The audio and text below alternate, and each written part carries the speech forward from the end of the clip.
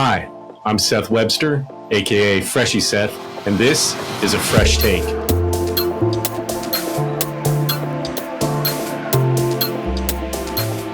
Fail fast? That's irresponsible. Instead, we should learn fast. This Fresh Take I'm calling Learn to Learn.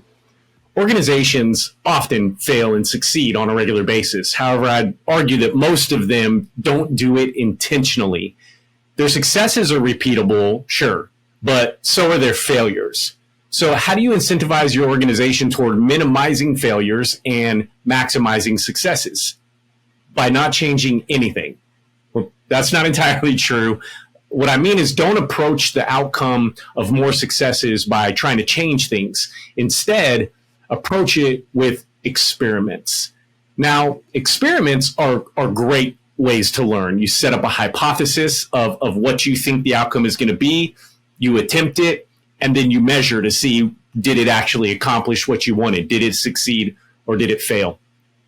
There's a really great way to track your experiments and their success or failure towards learning, and that's with Management 3.0's Celebration Grid. Let's take a look at it.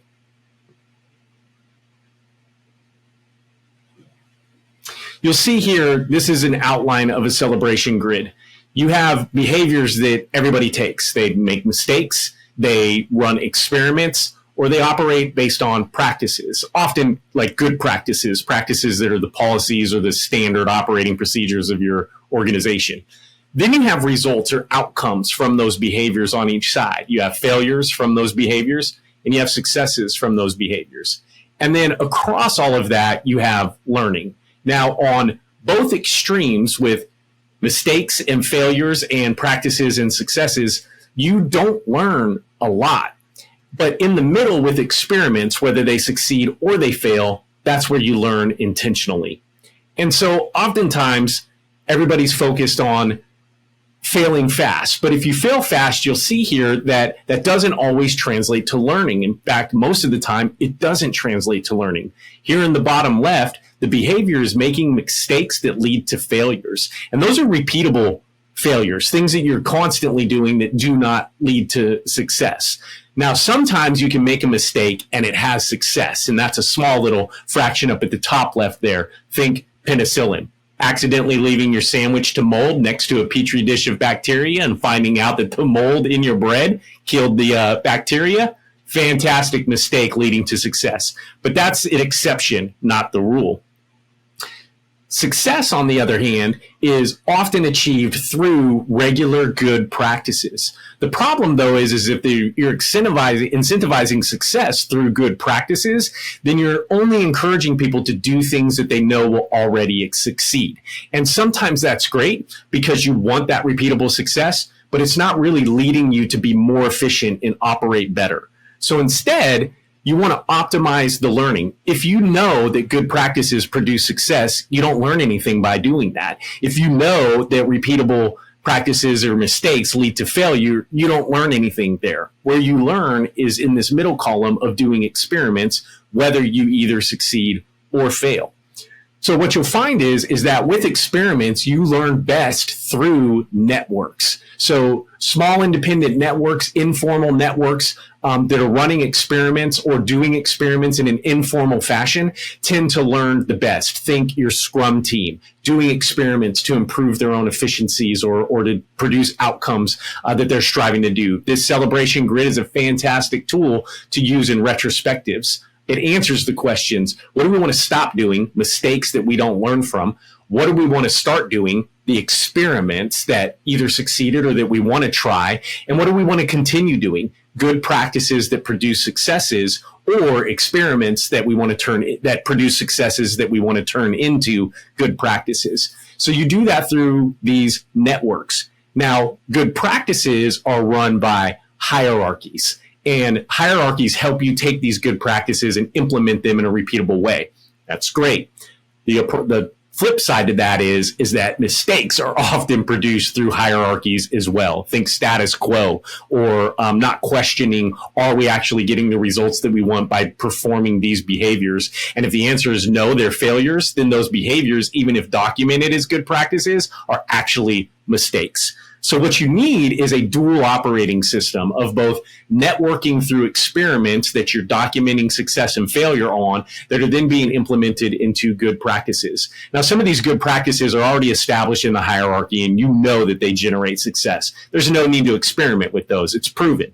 However, there are some practices that you might need to validate. So you take them out of that hierarchy, run them into an experiment, determine if it does actually produce success like you think. And if it does, excellent. You establish it again as a best practice or a good practice. If it doesn't, you throw it out. This is how you eliminate waste and get lean and more efficient with your organization. But then there's some things that you don't know if it's going to make it better. Your hypothesis often is we believe this will make it better, therefore we're going to run this experiment, but you do it as an experiment through an informal network. And if it works as you thought it would, then you implement it as a best practice. Now, that is why this section here leads to the best learning. Again, if your hierarchy is operating good practices that you know produce success, you're not learning anything. You're just doing what you already know. But in experimentation, you have the opportunity to try things that you don't know whether or not they're going to garner success. Oftentimes, you have a hypothesis that you think they will, and you prove it. And then that becomes a good practice. So that is how a celebration grid is leveraged. Let's take a look at a celebration grid that is highlighting the actual different fields in a more communicable way. Okay, so if you make a mistake and succeed, you're a lucky bastard. If you make a mistake on a regular basis, then you screwed up, right? What are we doing? That leads to no learning. You don't learn if you accidentally make a mistake. Yes, you learn from the success, but you can't set that up as a learning experiment. On the far right-hand side, if you exceeded by doing the right things, good for you. You knew that's what you were going to get. But oftentimes, good practices don't always work out like you thought. And that's where agility comes in, is that we are going to approach things this way, but when the context changes and it's no longer working for us, we want to make a change there. So you can do the right and good practices and still have mistakes, which is bad luck or just a change in the game, a change in the context. And you need to be able to adapt to that. But how do you adapt? What do you do differently? Well, that's where experiments come in. And if you run an experiment and succeed in it, awesome. You thought this would be a good practice. You implemented it. It was a good experiment. You did confirm it is a good practice, and you can continue doing that. However, if you ran an experiment thinking that something would work to learn that it didn't work and you failed, great. But you learned, and it gives you now the opportunity to inform the next experiments that you want to run in order to take your learning into success. So with that, failing fast is an okay concept, and I don't mean to pshaw that entirely, but I do think that failure has to be categorized, and that the understanding what failure means is understood. And really what we mean is that even if we fail, we are learning. And you don't do that through hierarchical bad practices that continue to fail. You do that through intentional experiments that you determine if they succeed or fail, and then you know. That's learning, which is better than just failing, especially if you're in a highly regulated industry where in the tax industry, if you fail, somebody goes to jail. Or in the medical industry, you fail, somebody could die.